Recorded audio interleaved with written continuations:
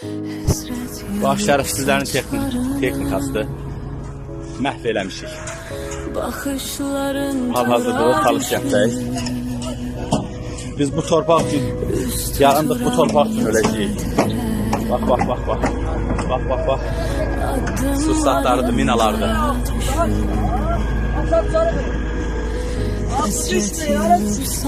Allah hamımızın köməyi olsun. Bu yolda şəhid olaraq dönməliyik inşallah. Dönməyəcəyik.